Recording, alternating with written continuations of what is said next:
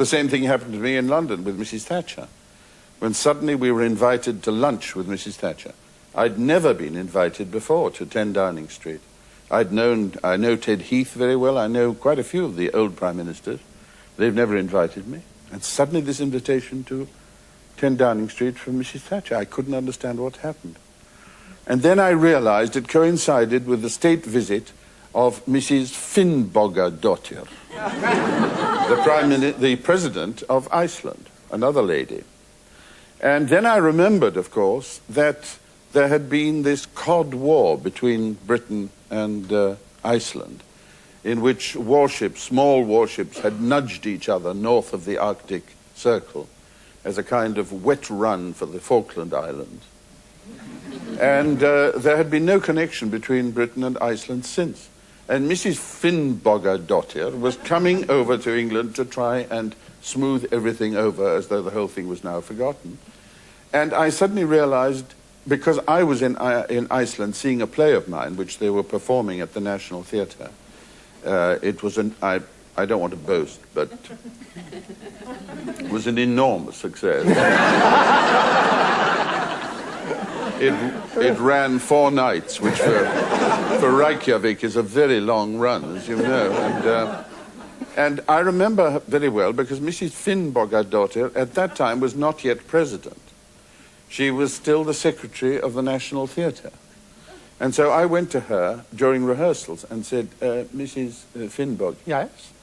I said, do you think you've given me a seat for the first night in the middle of a row? And it's usual for an author on a first night to sit on the aisle, where he can get out quickly for various reasons, either to go backstage or to get out of the theatre, according to the mood of the public. She said, what ticket have I give you? I said, you give me H8. Oh, yes, that's in the middle of a row. I can give you K1. I said, that's marvelous. Yes, there, thank you. Oh, give me H8 back, I can still sell it. So we forgot that brief encounter was much more important than I could have imagined.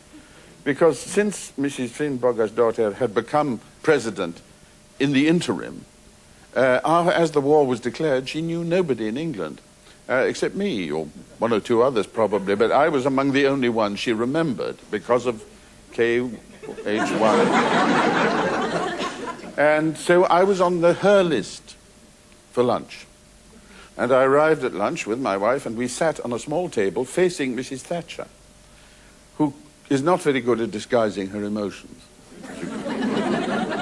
and who couldn't understand what we were doing there, and kept looking at me with a kind of...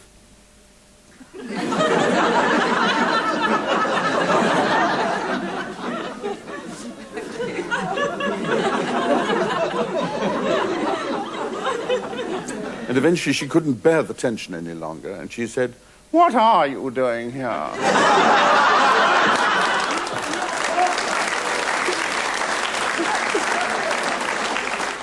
And I explained the whole business of the tickets and so on. And Mrs. Finnbogadóttir was awfully sweet. She said, yes, K1. H8. And so that when we got to the dessert, Mrs. Thatcher was in a slightly sunnier mood. You could see that she was trying to make up for the abrasiveness.